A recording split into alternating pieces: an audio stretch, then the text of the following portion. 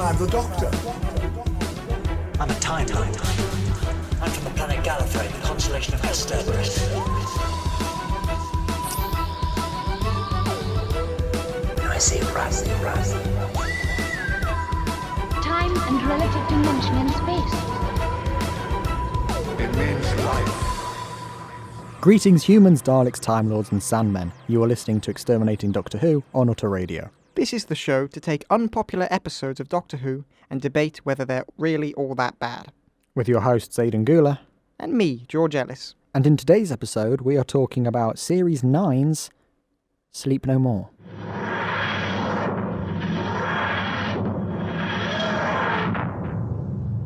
It took him a second.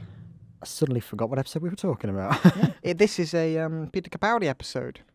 So this is your favourite Doctor. It is my favourite Doctor in a series that has grown on me over the years. I think it's the most experimental series of Doctor Who. Yeah, what the... So where's the sonic screwdriver? Oh, it was destroyed in episode 1. Davros broke That's it. what I say to that. So he replaced it with Sonic Shades. I hated that originally, but I've kind of warmed to it. I really like it. I think it's like so 12th Doctor. Yeah. If Matt Smith went Sonic Shades, I'd go, oh, come on. Yeah, Even same. if David Tennant went Sonic Shades, I'd be like, come on. So I think David could go... Well, David had the 3D glasses, which I do quite like. And he had a lot of... He has a machine that goes ding. Yes. But, yeah... This series literally starts... The first scene we see with this Doctor in this series is him riding a tank, playing guitar in medieval England. I like that bit. And people hate that. No, do you want to know who hates that? Who? My mum. Really? Yeah. I genuinely love that moment because I just think... I mean, I like to think how much more Doctor Who can you get? Like, if you... The Doctor... It's a Doctor in a midlife crisis. It is. So yeah, this is a very experimental series. It had a crazy start. And Doctor Who just went, you know what? Let's get even more experimental. Wacky. By the time episode 9 of series 9 just goes, we're going to throw out the Doctor Who structure entirely. Opening titles, who needs them? Yeah, I miss those. It was a bit kind of jarring jumping straight into the episode. I think there's only 2 episodes that I can think of that don't have the opening titles. It's this one and Jodie Whittaker's First are the only 2 that don't have opening titles. Why doesn't Jodie Whittaker's First have an opening title? That seems like a way you want a good opening title. Yeah, that's exactly what I said. Like, it's just, you just see, there's a bit on a train when they're fighting this alien, and then the Doctor crashes through the ceiling, and then he just goes, and then that's it. No ooey woo. No, it's just the no ooey woo. Oh, that's the best bit. Oh, no. And she goes, I was a white-haired Scotsman half an hour ago. I quite like that line. Because that just sounds mental to anybody. Anyway, we're not talking about the woman who fell to earth. No. We're talking about Sleep No More. Another Mark Gatiss episode. We did a Mark Gatiss episode last week, and now we're doing another one. Last week. Mm-hmm. Definitely last week when Yes. we're recording this. No. Right. So, first impressions. Did you like it? Did you hate it? Well, is this your first time watching it? Yeah. Well, yes, probably. Yeah. That you can think of. You might have seen I it, but- recognised elements, but I didn't watch it. I was just like, ugh, last time. So, well, what did you think then? That's the more pressing question. What was your first impression of this episode? I missed the opening. I liked it in general, but it kind of started off a little bit like I'm watching laser tag. You know what? When I was watching it yesterday, usually when we do these, I say I can just go off them on memory, but this one there's a few more. I still don't understand this episode, so I had to watch it again. I genuinely still have no idea what happens. I had to rewatch the ending twice because I was like, okay, hit me again with it. So I thought I'll watch this one, but as I was watching it, it does that thing when it selects their faces and then goes 474 and then gives you all the information about them. I was like, am I about to play Laser Quest? That's exactly what I thought. It was just so cheesy. The outfit is... One thing I feel about a lot of recent Doctor Who, the production design is good, but I feel like half the time it looks a bit cheap. Tell you what, I've actually written a point here, so we might as well go straight in with production design. I actually have a dedicated bullet point to it. In that, Michael Pickwoad is the production designer of the Capaldi era and some of the Matt Smith era. Mm-hmm. he's dead now, unfortunately, but Okay. he designed the second Matt Smith TARDIS and the Capaldi TARDIS. I think he did some absolutely incredible sets for Doctor Who and some of the stuff he created. But there are a lot of alien ships, I guess you can say, in the Capaldi era that do look the same. And they all have this same sort of grainy wall texture that just looks a bit fake. This episode, I don't think suffers quite I think the from ship it. looks realistic in a way. I think it's mainly the problem comes from the fact the costumes look very... They don't look very cool. And No, I know the what you soldiers mean. don't look like soldiers to me. They just look like actors in playing Laser Quest. Yeah, I do think the ship design in this one is actually quite good. It really looks like... I mean, some people could say this is a bad thing, but there's an episode in the next series called Oxygen, and these ships look really similar. And I quite like that because it sort of makes it feel like there are these sort of flat packs. The Doctor even says in an episode, I can't think which episode it is, but he says these are made out of flat packs. It's David Tennant. He says it in The Impossible Planet with the Ood. Oh! Rose says, all these alien spaceships look the same. And he goes, yeah, they're made out of flat packs. Wow. God, that's... So, How dare you reference David Tennant and me not... That's... I know. Yeah, so I do quite like the way that there are these similar ships that you can just imagine they're made from the same distributor or something. But then sometimes They're all Apple. it does hinder it. But this one, I think it looks good. Well, it's Because I like that you never see a corridor or something and go, oh, you've just been up that corridor. no, which is They impressive. do feel separate, and then even the way they've put those Japanese elements throughout the plays, that gives it a bit of a distinct theme. So, like, rather than just a generic silver corridor with LED lights up it, they've just suddenly gone, here's some Japanese writing and here's some Japanese face thing, and you're just like, oh, don't really see that in these spaceships before. It's kind of cool. Can't really put my... It just does feel a little bit, you know... Yeah. But the laser quest thing, I do definitely feel. That's the problem with any sort of found footage thing, is you can't do any kind of lighting effects, really. You can't add many lights, you can't kind of mess with the film grain and all that kind of stuff, because the whole point is it's meant to be from certain points of view. So you're restricted to whatever it's coming from. So if it's coming from their eyes, it has to be what we see. It can't really be messed with. If it's coming from a TV, from a security camera, they can mess with it. And I think it looked great when it was through the security cameras. Well, we'll get onto that later, but there were no security cameras. That's the really interesting point. Yes, But we'll you know what discuss I mean. that later. All of that aside, did you enjoy it? Did you get to the end of it and think, that was quite good? Or do you just think, ugh? The ending actually saved it for me. Really? Yeah, Oh, made that's it better for me. interesting. And you mentioned that it didn't. It made it slightly worse for you. When this episode first aired, I did genuinely like it. I got to the end, no idea what just happened, but I enjoyed what I watched. Over time, as I've seen people's reactions to it, my love has dipped slightly, going, oh yeah, that is a valid flaw, that is a valid flaw. But every time I watch it, it sort of piques my interest again. Yeah. So it's like when I'm not watching it, I go, oh, that wasn't very good, was it? Then I watch it again and go, hold on, I do actually like this one. Yes, And I do. I know what you mean.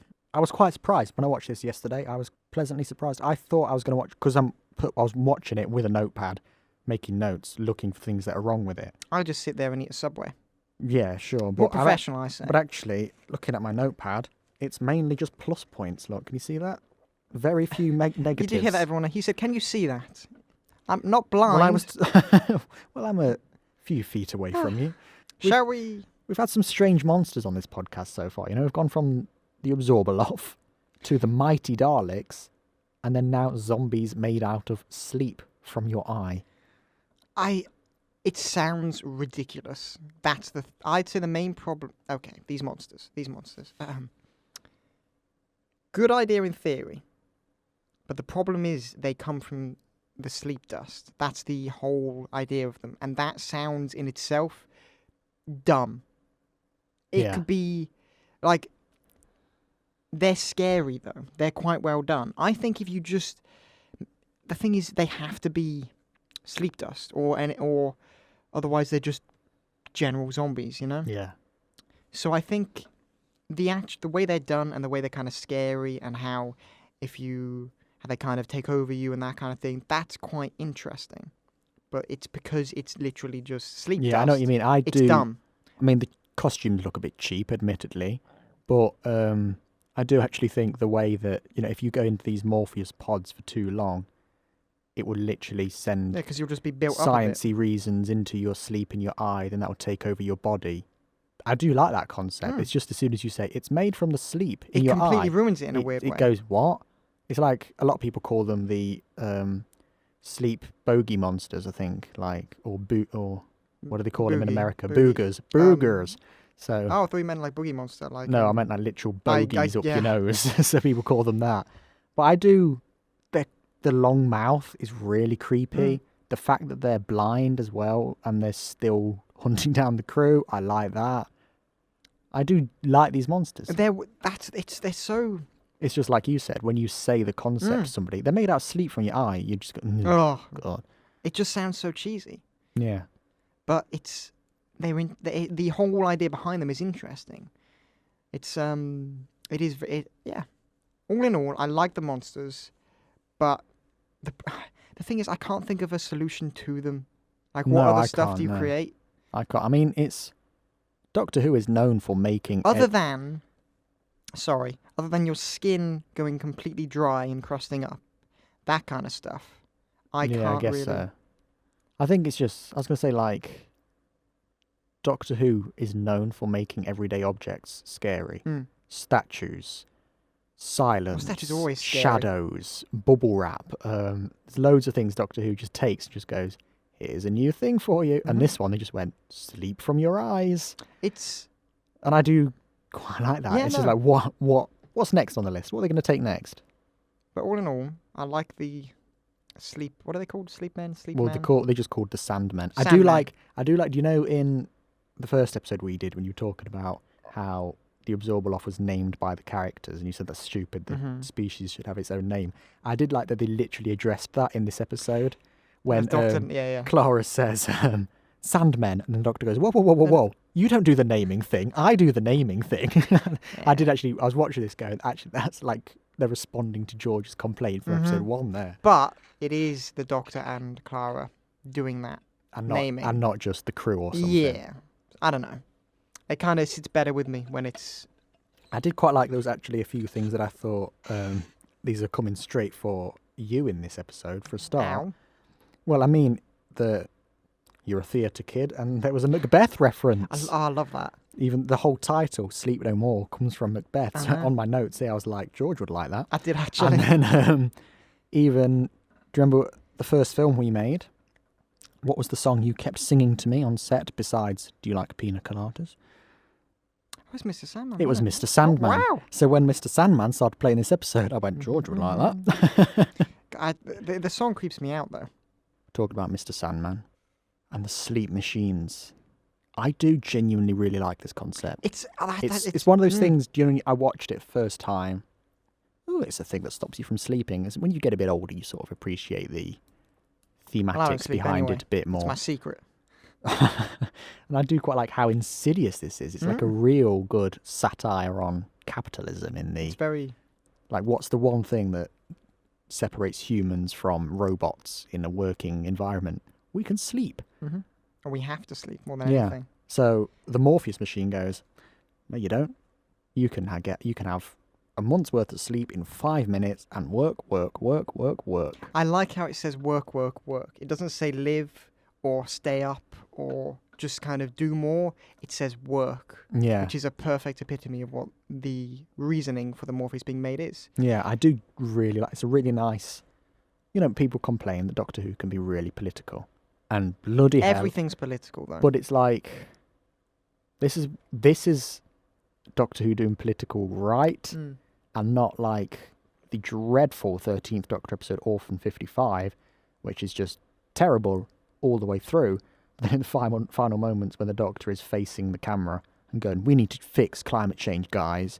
I was like, oh, that's not how you do political messaging. That's not subtext. That's not, messaging. I want to read between the lines. I don't want to have the lines read out to me. Down, like, into your eyes. Like, it's literally facing the camera. But yeah, this is a case where Doctor Who has done political and it works because it's like just a part of the plot. It's the reason why I suppose the episode's even happening for a start. If it was just a normal rescue mission, if it was just a No more normal, rest. if it was a normal rescue mission, that Laser Quest crew would just go in, get Rasmussen, and clear off. But then the whole Doctor's involvement and everything comes from those machines, and I like it. I really like the reason why the Morpheus machines exist. And you relate to that because I bet everyone's thought, oh, what would it be like if I didn't have to sleep? I mean, it'd be great. I like sleep, but I hate being tired. So if I could get a month's worth of sleep done in 5 minutes, I would. I don't know if I would. And that's another thing about the episode. Not everyone does it. It's not like this whole accepted, this is what we do. There are people who don't believe in it, and that's interesting.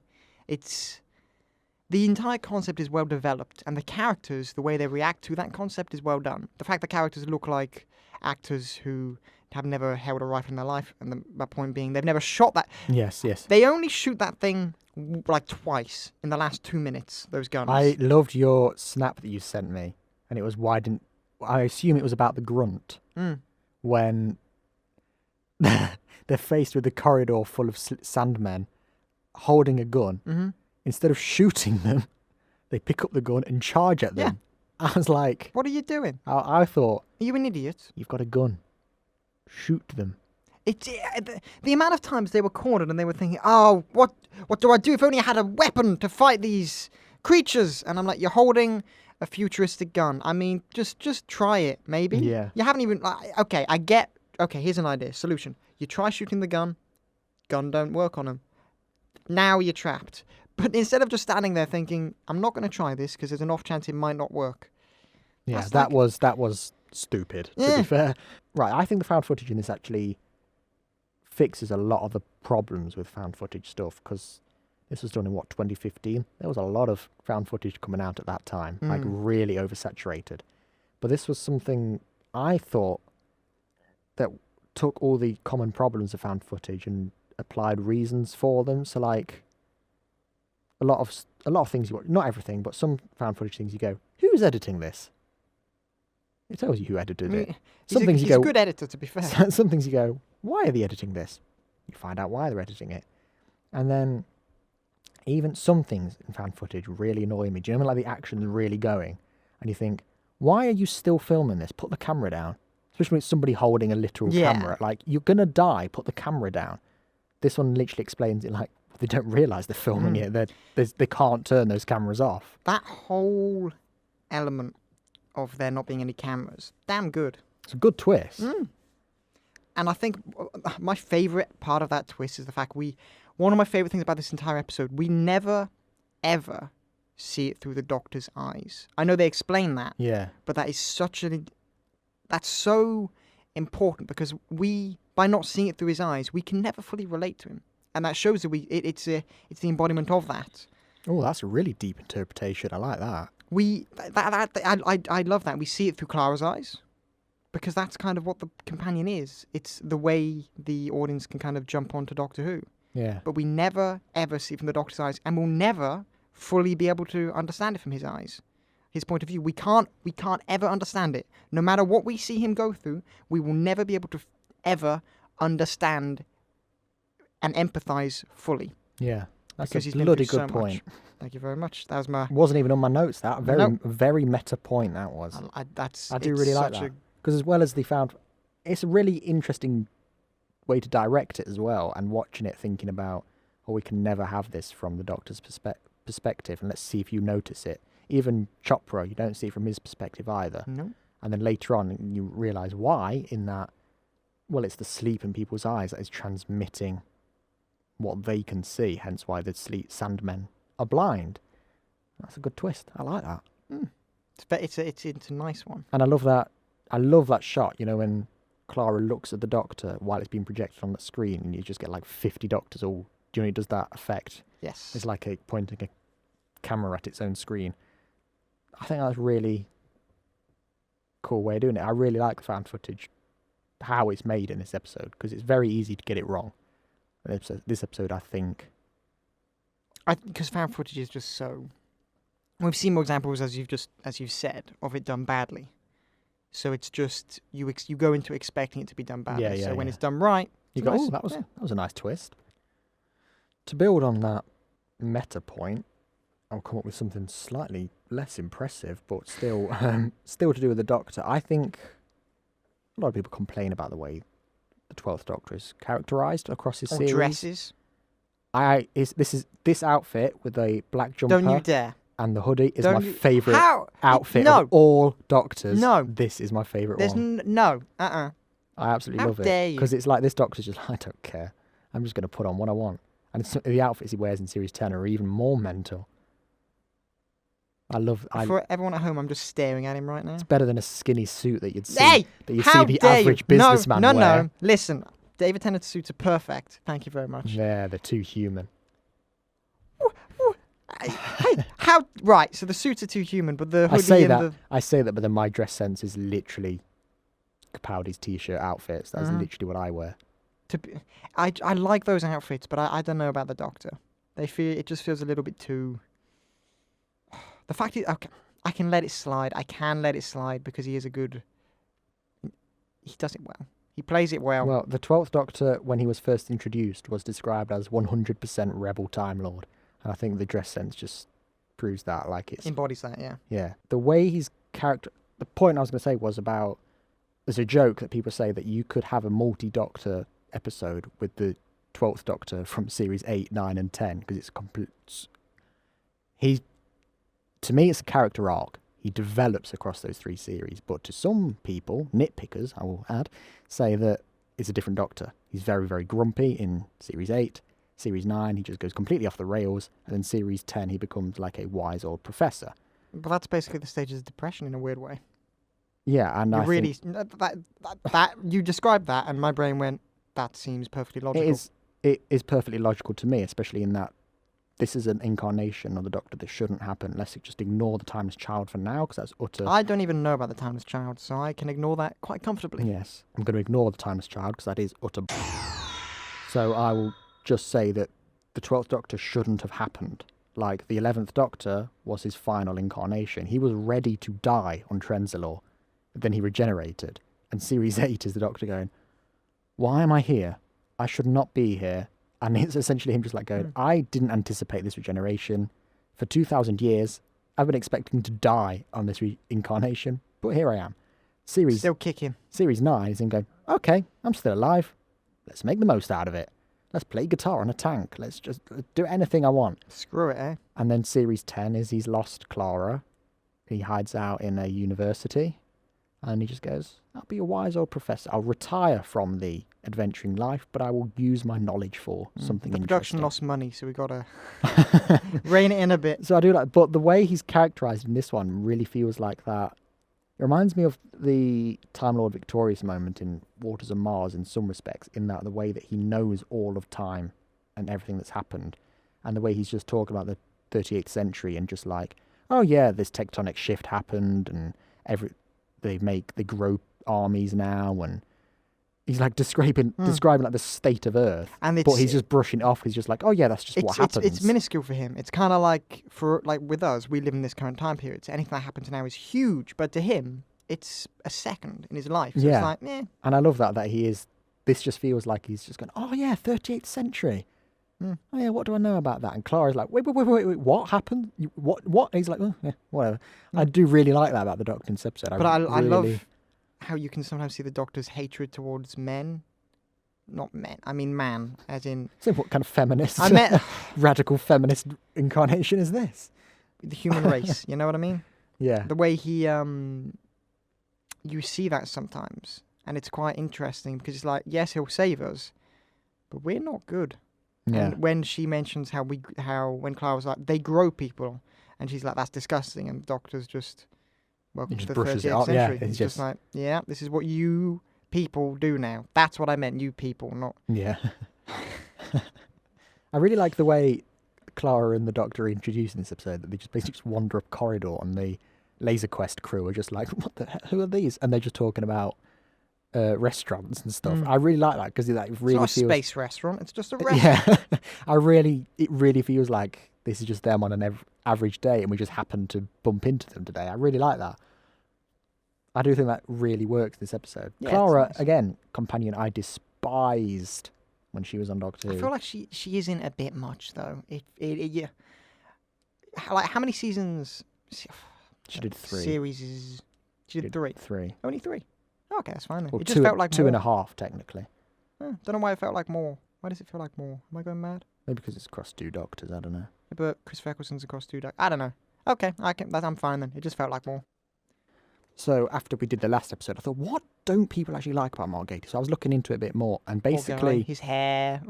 Is that just a list of... I don't like his feet. They're too big. No, we love Mark Gatiss here. Yeah. But people say that generally he tends to make the average episodes, like the skippable episodes of a series.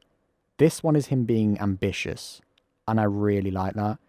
Sleep No More was actually intended to be the first part of a sequel. He would do a sequel to it in the next series, but because of the poor reaction, similar to Victory of the Daleks, they just went, nah, and left it alone, and never came back to it. So series 10 episode was Empress of Mars, but that should have been Sleep No More 2, I guess. So Sleep Even More. Rockabye Baby? So that's why I think the episode has right, my biggest point, my personal biggest problem with the episode is the sudden ending. Like, I get to the end of it, I still don't really understand what happens. Well, it's not an at the infection. end. Basically, the whole point is that the Morpheus machine does something with your brain, and then you're going to be turned... But I mean, like, in the ending sense, it just sort of goes, the Doctor goes, bye-bye, and just leaves, and I'm sort of like, what, is that it? Do we not get anything after that? Yeah, no, because they don't blow up the ship. Or do they blow up the ship? No, You said it's they don't do anything. They literally just... Ah. Rasmussen sends out the signal and then turns into dust, and the Doctor and Clara Which get is in it. proper creepy. That's a really good That bit effect. is so well There's done. a bunch of stuff we were saying feels a bit cheap in this episode. The monsters' costumes feel a bit cheap. Do you know the way when Clara gets into the Morpheus machine, while the Doctor's looking at her, then it closes, and he just goes, "Oh, Clara's in the machine." Yeah, what was that bit? The way it's like, okay, let's have a look at this machine. What? What was that? It's turning your levels down, that's all. Listen, I'm just getting excited. Right. So the way so they're just opening the machine. They're just having a look around. For half a second, turns around and it's like, oh no, it's closing and she's trapped in there. I'm like, I think... how did she... She got... Right, and they do this whole... Oh, she got pulled in, she got all... No, she jumped in there, thank you very much. What? Well, it looks like that because, like I said about it feeling cheap, is that I think they just couldn't be bothered to animate the wires pulling her into the machine. Because that's what happens. She opens it up and wires pull her in. That's the idea. But because we don't see them, Just like she hops in. we just see her get in, and then she's lying there with all these wires attached to her face. She goes, "Oh, they pulled me in." And it's like, well, we didn't see that. So that's where it feels. Don't trust that. That's where it feels a little cheap. But then I think the special effects budget all went on Rasmus turning to dust at the end of the episode. Probably. Yeah, I think that's where it all went. But that's a really cool effect. The point about the ending is that it is literally he turns to dust while the Doctor and Clara do just get in the TARDIS and leave. And that is how the episode ends. Something Stephen Moffat has said about this episode is, well, the Doctor doesn't always have to win. Fair point. I know, but we like to see him win. Or try to win. you can say he doesn't have to win, but he's got to at least try. But what Capaldi has said about this episode is, well, we don't see him win. And that's slightly different, because what Moffat implies is that the Doctor just left and went for Morpheus. I might come around to that one day. Capaldi essentially says that, oh no, he did. He went away and dealt with it afterwards. We just don't see that. Because we're not following them, we're following... That's good. Yeah, and that's the thing. Some people say, well, that's dumb. We want to see him leave. But this is Rasmussen collecting the footage. Why would he show... We're watching an in-universe piece. We're not watching Doctor Who. No. We are in Doctor Who watching this clip. Why would Rasmussen... I keep calling him Rasmus, and then remember there's a son at the end of it. There's a Rasmussen... No, I was about to say, I know a Rasmus, so I keep... Oh, it's getting confusing now. Right. Rasmussen, and not Rasmus, who I know. Rasmussen is showing us the footage. Why would he show us him getting defeated? Why would you do that? You wouldn't. I think So a nice little extra episode straight after showing the Doctor winning would have been quite nice. Well, that's what I assume Sleep No More 2 would have been about. No, but would it have been... But we never see it. It wouldn't have been straight after. No, but it'd leave you... Well, it's a weird thing, because actually, up until this point in Series 9, every episode has been a two-parter. So there was the Dalek two-parter, there was the Under the Lake two-parter, then the Ashilda two-parter, and the Zygon two-parter, and that was it. And then Sleep No More is standalone, and the next one is Face the Raven, Standalone. Then the last two sort of a two-parter, but not really. This could have really benefited from the two-part treatment. But then again, would we want... I suppose the second part wouldn't be found footage. If it is, then that would have been a bad idea. Yeah. Because it would have been... We would have got tired of it, bored of it. Yeah, and also, again, we want to see Rasmussen get defeated, so he isn't going to show us him getting defeated, because that's just stupid. Why would you do that? So even though the ending is a bit like... Was that it? So for people that don't know sort of behind-the-scenes things like that, I think it's... I like those behind-the-scenes things because they add more, but the problem is, we've said this with the Absorbaloff thing, you can't use them to excuse the episode. No. Because the episode has to be made in such a way that it's self-contained and then there is a complete story. Yeah. Because otherwise, you get stuff like this. So in a sense, you have got a behind-the-scenes aspect and you have got an in-universe story. Yeah, behind-the-scenes aspect of watching it is going, okay, I know this has a sudden ending because they never did the second part. That never happened. So that's your behind-the-scenes knowledge for making an excuse, like you said. But then your in-universe one is the one about, well, Rasmussen wouldn't show us get defeated. Yeah. So actually, the Doctor just leaving and then making it look like Morpheus' reign supreme, when actually probably Doctor and Clara went from this straight away to, I don't know, a Morpheus Home. distribution centre and blew it up or something. I do actually genuinely like Rasmussen as a character, not just... What is his idea, though? Can I say my His point? entire premise is... But, right, I'm going to say my point before you come on to that. Thank you very much. Not just is he played by Rhys Shearsmith, you know, League of Gentlemen and Inside Number 9 gang, but he really feels like a classic mad scientist. Mm-hmm. Like the way that he's like... I made these Sandmen, and how are they going to... They're better than us. How are they? Well, I just like the way that he's sort of like, he's made these things by accident and gone, I'm going to bring them life. Mark Gatiss is a big horror fan. But he did these horror documentaries years ago, and I can see a lot of what he was talking about in those documentaries in this episode. In two areas. For a start, Rasmussen, on this point, is Frankenstein. He's Dr. Frankenstein. He creates life and then essentially goes, it's alive! And then one just wants to let it loose into the world. This is literally a Frankenstein plot. I know, but Frankenstein, you actually made the creature. This is a complete accident. Stumbled on Well, that. I suppose so, And but he still he's made all like, it. He's all like, look at these creatures. They're better than humans and the originals. They're not, for one, because they're blind and a bit dumb. So, how are they better? Give me one reason why they're better. Go. Is it because they don't need to sleep? Because his whole point was... Right, then these are better than a dinosaur. Humans spend a third of their lives sleeping, so I suppose these creatures... From his perspective... Okay, I'm going to make an excuse here for this. They are... I guess they're just mindless workers from his perspective, because they don't need to sleep. They stick them in a factory, they can make toothbrushes or something. They just need to, just slave away doing this thing for hours Did you on say end. toothbrushes?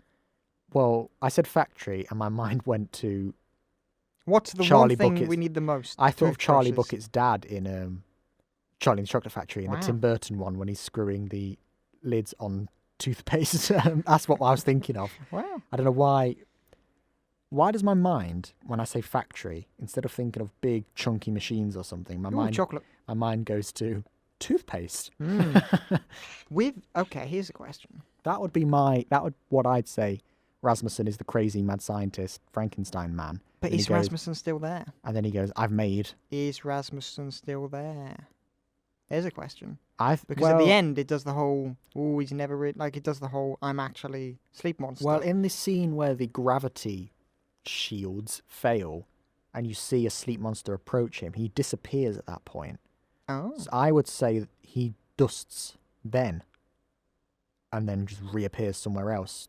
I think he is a sleep monster. He's just more advanced. Does that make sense? So he wants the sleep So he monsters to can- be his version rather than these primitive versions. If he wants that, I can maybe I guess understand his so, mentality. But I'd also say that even the primitive ones are just like, going back to that capitalism thing, he's just like, I've made the ultimate worker. Mm. And he's probably thinking I could make loads off this. So, like the grunts, you grow them for war. He could say, I grow workers. Come to work. come to Morpheus. Bum bum bum bum bum bum bum bum bum bum bum bum bum. And I'll give you some Sandmen. No, that was damn impressive. Props to that one. Wow. Yeah, okay, I could maybe... That would be my in-universe explanation. It's a bit... It's making excuses, it's the but... but how many times have we seen this idea, though?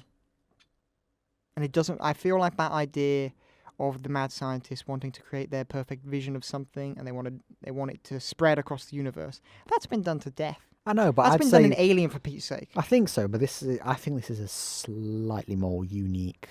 With the way... In the context of the whole sleep infection- monsters and found footage I was and going everything. to say with the way makes the it- infection's transported, not through actual beings like touch or whatever, through the little trigger in the brain. That's quite interesting. How the monsters are in you all along. Ooh. Yeah. So, yeah, no, it's been done before and it's been done since, but it is a nice little take on the idea. Yeah. I like that some people I always say this, we were saying this in episode 1, I always say some people, this is just general internet folk. I know, my So- mum always says, whenever I say people, she's like, what people? What people are you talking about? Yeah. And I'm like, no, internet people. I Yeah. don't know them. So comment sections, things like that, Yeah. YouTube videos, that's what I'm talking about. Some people say that the first line of the episode is when Rasmussen appears on the screen and his first line is, don't watch this. And a lot of people go, okay, and just turn it off. I do find that quite funny. Oh, there's a thing. Is Bright Spark idea, this little thing in the video is going to send you doolally, yeah? Yeah. Why doesn't he just put that at the start? Why isn't it like a 30-second YouTube ad roll where he just goes, you're mad. Why does he need to do the full thing? Cooked and ready to I rumble. suppose so, but maybe in the 38th century they've still got YouTube and he's got like a really cheesy thumbnail of him like putting a thumb up and there's all these emojis around his head and he's just like... They just "Watch cut out the drop a like. And don't forget to subscribe. The name of the video is just don't watch this. So everybody goes, ooh, what's this? Big and red clicks it. circles. Okay, so this whole episode, who directs it? Do we know? Is it anyone who's directed any in the past? I don't know the name. I did look when I watched it and it wasn't a name that I recognised. Okay. The characters are right, from a shot perspective, the problem with point of view shots is they can get quite boring. Problem with point of view shots is it's very samey. You see the same shot again from just slightly different angles, different points of view. Way. But See what he did there. thank you very much. It was very restrictive. And the way I feel like they did a clever little workaround in this episode with the shots being from the sand, dust from different angles, which is nice. So you get like obviously the fake security cameras, which aren't actually from security cameras, all that kind of stuff, which is nice. But the problem is when you look through those, you get a CCTV footage effect. Yeah. When you look through normal people, you got to have the normal effect. I've mentioned this, so it really is very. It's nice because it's good for lazy writing, which means they can skip out some key plot points. But it's really tough on a director, unless a director enjoys the stuff. Which Do you not think that it's done slightly differently in this one though? In that I think there it is only, like you said, there are some with it being the point of view shots. There are some very good ideas about that. The fact that we don't see from the Doctor's point of view, that's really very. But even good. down to like you were saying about it limits what you can see. Something you see a lot with found footage. Say we watched it Chronicle. last year. Yeah, Chronicle. It's one person filming. Well, So the way you that only see it from one person's perspective. the With way this that one, film at does least it changes it. No, but I think Chronicle does it better. Because the way Chronicle does it is it starts off as a found footage, but as the character develops his powers, the camera can now fly. It can do different shots. It expands.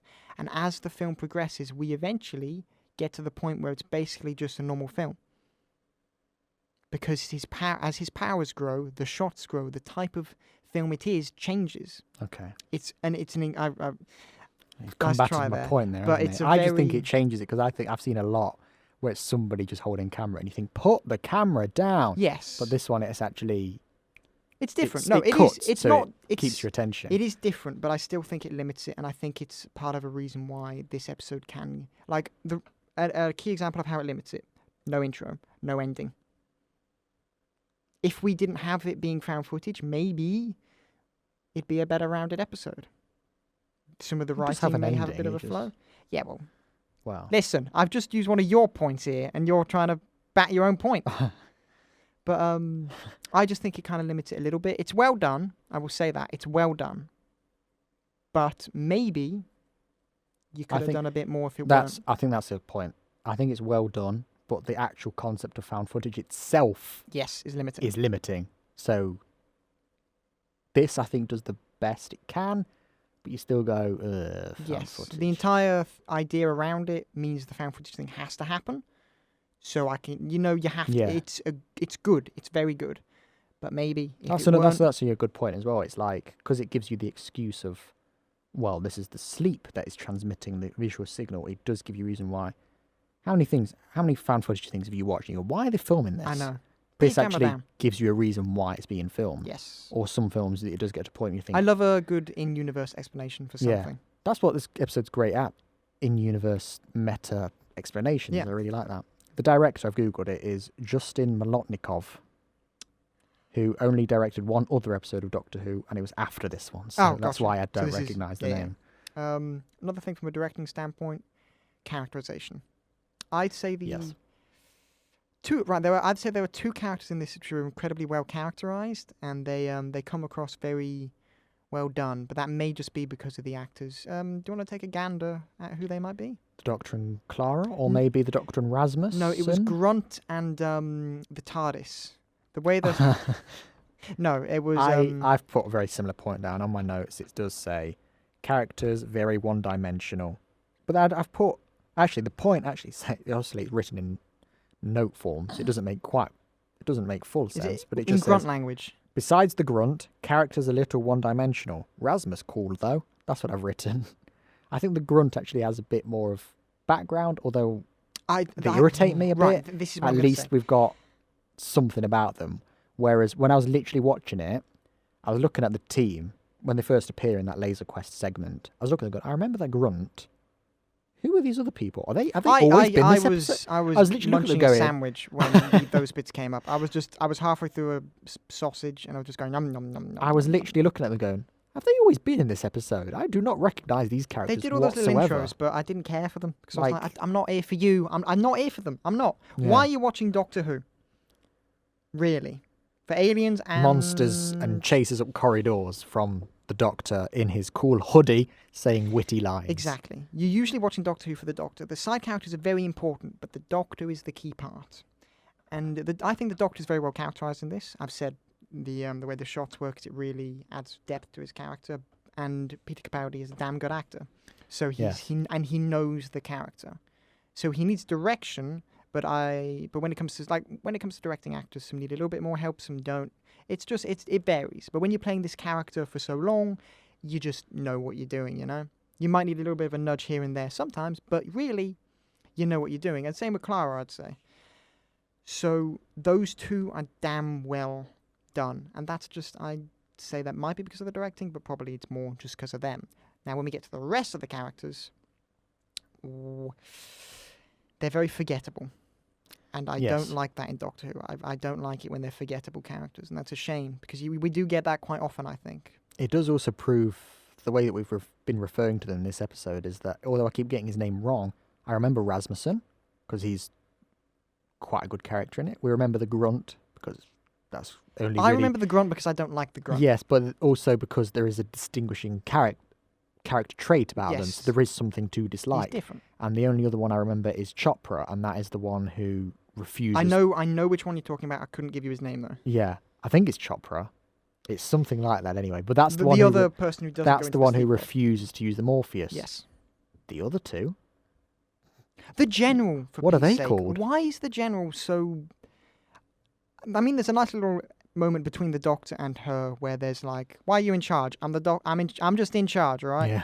And it's just, that's a nice little element. But I like that. That's the line, isn't it? When it's, what authority do you have? And he just goes, I'm in charge. Yeah.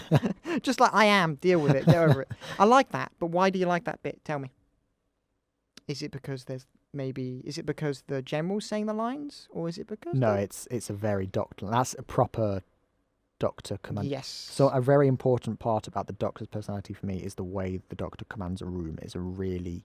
and that's in every incarnation. I love But that. it's something that's become really important to me recently because the 13th Doctor cannot command a room at all.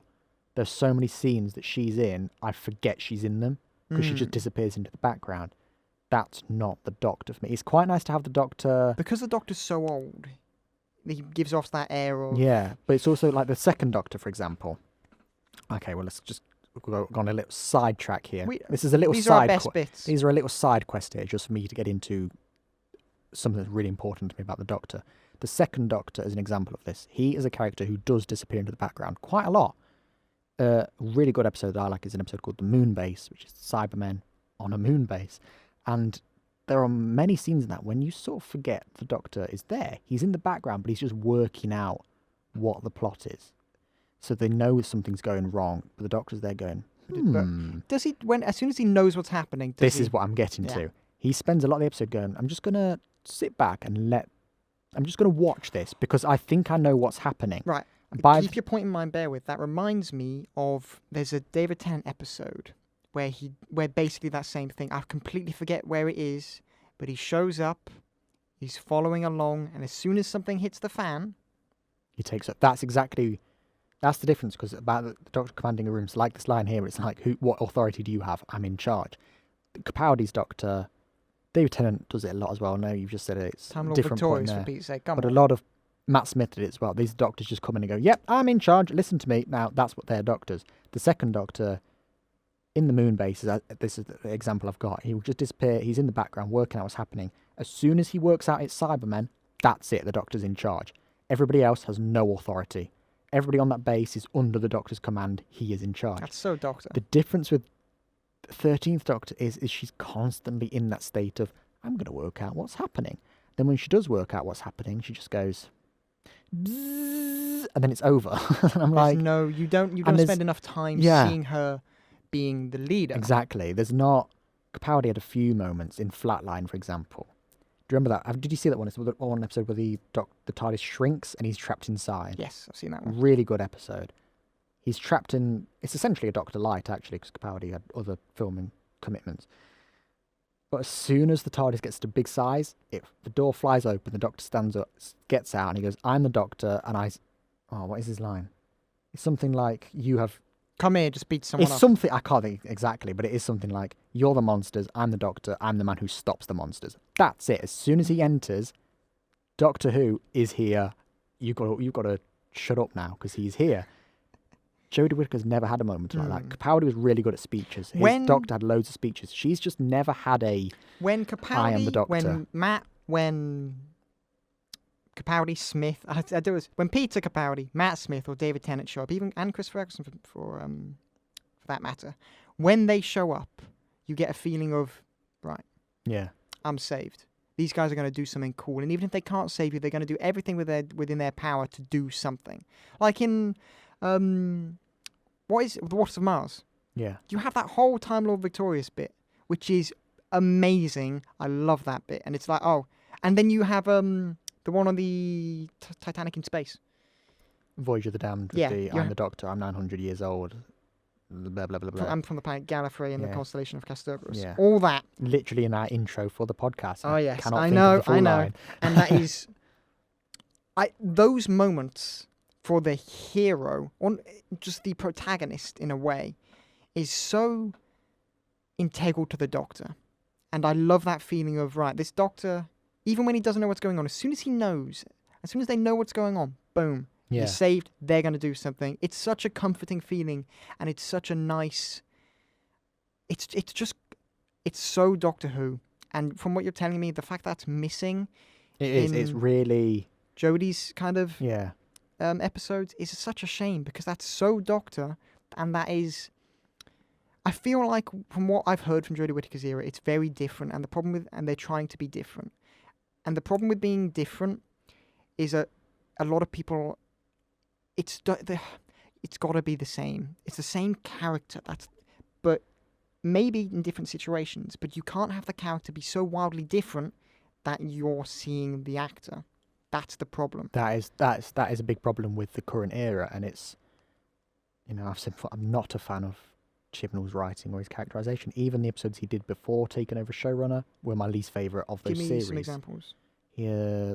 42, the one with this sun people on David Tennant episode. That's probably one of the worst ones. He wrote that one. He wrote Dinosaurs on a Spaceship. He did The Power of Three, which is the one with Matt Smith episode. All the cubes appear all over Earth. It's actually really, really good up until the ending. You know, when you said that, my brain just went to Here Come the Drums, and just went to the big spheres. No, Little that's spheres. something they did. That's a Baby, Russell T Davies one. baby. I love that. I bit. can't think of what else he wrote. They're the only three that come into mind. Well, you've named 3 episodes has that writ- are meh. He has written others, but I can't think what they are. Yeah, I didn't like his episodes. My choice for showrunner, after when Stephen Moffat announced he was leaving, was Toby Whithouse. Toby Whithouse wrote, off the top of my head, he did School Reunion. He did Under the Lake Before the Flood. He did... School Reunion, one with K9 and the... Yes, hold on, I'm going to Google What? this. You're perfect. Yeah, School Reunion, Under the Lake Before the Flood. The other ones he did were The Vampires of Venice with Matt Smith. I've seen that one. The God Complex, which is Matt Smith in that hotel. Have you seen that one with the Minotaur? Yes, actually. Really good episode, that one is. A Town Called Mercy, which is a bit so-so, but that's another Matt Smith one. That is the Western one with the I've seen that one Terminator gunslinger thing. as well. Jonah Hex, basically. Yeah. And then the last one he did was The Lie of the Land, which is a Capaldi one, which actually I really like, but not many people do. It was part of a thing called the Monk Trilogy, which is about these monks that take over Earth, and it's actually... With the cut off heads or whatever. Were they the ones? No. But this was my choice for... If I had to pick the showrunner, Toby Whithouse is who I would have chosen, not Chibnall, who wrote Dinosaurs on a Spaceship and 42. Do you mean? I know Chibnall was the showrunner of Torchwood. That was all... It was Russell T Davies' idea, but Chibnall did that. And then Chibnall did Broadchurch as well. I know he has these good writing credits, but his Doctor Who credits weren't good. No. I can't remember how he got to this point. I just wish Whithouse was showrunner. I really do. You never know. Maybe next series. Well, that's if it doesn't get axed. What would we do if Doctor Who gets axed? That'd be quite the... I don't know. I mean, it's been renewed up to Series 15. We know we're getting Series 15. What series are we on now? 14? It's 13 next. Okay, 13 now. Okay, so we got time. And there's a bunch of... we'll go into, like, rumours and theories here if you want, but there is a rumour going around at the moment, well, I have to address it on a Doctor Who podcast, that the BBC don't like Whittaker or Chibnall and they want to get rid of them. Because the rumour is, whether it's got any grounding is debatable, but the rumour is fan reaction to Doctor Who is poorest it's ever been. At the moment, well, Doctor Who fan reaction has never been I lower. would dabble in episodes of other Doctor Who. I dabble in Matt Smith's kind of came away. Dabble, come back. I do. Peter Capaldi, I would. I've seen some of his episodes. I haven't seen all of them obviously because I've never watched them like straight through, but I have. Jodie Whittaker's era, I haven't seen any at all. Yeah. Because all I've heard is that it's not good, and all I've seen from trailers is that it's not good. That's the thing. I don't think there's any ground. To be honest, I don't think there's any grounding in this rumor. But what what are the numbers like for the viewer numbers? The lowest in Doctor Who history. So there's the Even grounding. the classic series in 1989 when it was axed were higher viewing figures than it is now. And I know there's streaming and things like that. Yeah. But the Doctor Who... You watch Doctor Who weekly. That's what you do. Yeah, exactly. The Doctor Who fan base is loyal. And this still includes consolidated figures with people who watch an iPlayer or things like that. I mean, or you bring recorded in a episode. doctor that... Okay. Who... I don't know if they should fully get rid of Whittaker yet. I think they should maybe change the writer for a series and give her some time to shine, maybe. All new Who Doctors, besides from Eccleston, have had 3 series each. This is going to be Whittaker's 3rd series. She's already on a 3rd. This is her 3rd already. But not. because of coronavirus, it's down to only 8 episodes. Oh, wow. It used to be 13 with Eccleston, Tennant and Smith. It was down to 12 for Capaldi. It was down to 10 for Whittaker, and now it's down to 8. So we've lost 5 episodes from the original run. That doesn't give her much to do. Wiggle room. I just think... Maybe. Really, I want... To be honest, because I'm not a fan of this era, I do want her gone at the end of the series. Just a brand new kind of rejig. Just to start again. Any preference on who you want to take over? Any ideas? I have actors I would want to see as the Doctor. Who's your biggest? Go. My biggest is actually a fairly unknown actor called Edward Bluemel. I love a good unknown actor for this kind of thing. Yeah, I this- love when you cast a new Batman, a new Bond, for example. I love a good unknown actor who can just thrive in the role. Yeah, my biggest choice for... I have two that I think would really do well. Edward Bluemel from Sex Education, I think would be a really good Doctor. He had like a few scenes in Sex Education, but I was watching it going, Which one? Who is he again? he's Maeve's brother.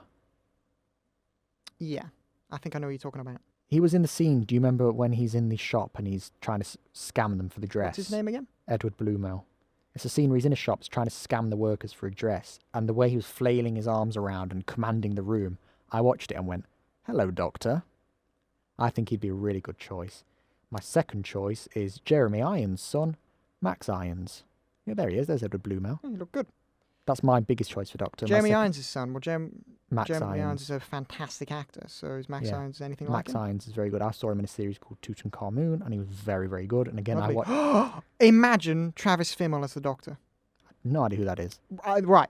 Okay. This is for probably people I know. It's right. Travis Fimmel. Perfect. Let me just say this. So Vikings, it's a TV show on which I've watched. My folks have watched it as well. He plays Ragnar Lothbrok. He is such a unique actor with such a unique kind of facial expression and all that. Australian. I don't care. He's lost it. He has to be a I don't British care. actor. No, I don't care. I don't care. Have him in it. Right. I say every time I see him, he's got such a smiley face. It's such a unique... He's such a unique actor. He would be damn perfect for this kind of role. I promise you, he would be. And he's not American, Australian, okay? So Australian could kind of work. It could. No. It could. The fans would not respond to that. You have to have a British actor. Well, the fans need to get over themselves. Listen, he would be damn perfect. But we're running out of time here. So fixers. I'd say, really, there's only one. To be honest, I could think of only one blaring. Well, you could have develop the side characters more, give them more character, give them a personality for a start. Yes. Get rid of their Laser Quest costumes, maybe. yeah, okay, what I'd do, kind of grit up the costumes so they're a little bit more... Give them Ooh. better weapons. Better weapons. Better weapon. We've got to give them better weapons, or at least have them use the weapons, but even then, have them use them once and they don't work. Solved. Better characterization of the actors, or just kind of have less of the actors so you've got less people to worry about and then you know them more. That's a simple fix. Instead of having 20 people, have 10. You'll then know those 10 people better than you'll know any of the Yeah, 20. yeah. And with... And maybe just add... If I could wish for anything, an extra episode where the Doctor saves the day, or as soon as they go in the TARDIS, you're now seeing a little bit of a proper Doctor Who episode, 5 or 10 minutes of him saving the day. That's it. My only thing that I'd change, the big blaring thing that I would change, is give it an ending, essentially. Yeah. Because the problem with, even though Series 9 was full of two-parters, why didn't this get the one? If you're going to give it, if you're going to keep it in this series, give it a second part. If not, if it is this plan that you might do a sequel in the next series, or if you come back for any more, you have to make the first part work, because you don't know you're going to come back and do that second one. And Gatiss didn't. as he I've said, it's he did. gotta be- He did the Ice Warriors next. It's gotta be so a we h- still need it to be the complete piece and have an ending, and it doesn't have that. And like I said, I think I get it, but still the ending, I still scratch my head a little after finishing I think I can suss out like what happened, Yeah. but it's still a little bit kind of like, ugh. It's a I bit think I know. anticlimactic. I think I know, but it has taken me 5 years and various rewatches to actually get to this point. I had to rewatch the ending twice just to kind of. I turned on subtitles the second time to just read what was happening. Yeah. But that brings us to the end. Yeah. Hope Join you've us enjoyed next this. week as we approach our Christmas special. We've got our schedule planned out now. We have. Ooh. So what is the next episode going to the be next about? episode, I'm very excited. controversial one next week, The End of Time, part 1 and 2, Yeah. David Tennant's final story. Now, you might be thinking, I thought this was a really good episode. Well, it might be, but that second part completely falls apart. Well, no. A lot of people think that second part falls apart. It's, well, tell you what, it's an episode I used to love. Since seeing the flaws, it has fallen in my... It fell forward. That's a good English, isn't it? It fell in my estimations. Listen. Do I cry at the end of the Oh, second same. part? But Right. no. But yes, join us next week for The End of Time. And the week after, what is the best Christmas special? Yes, which is the end of time. Wow. Right. No, but thank you for listening, everyone. Thank you for listening. Goodbye. See ya.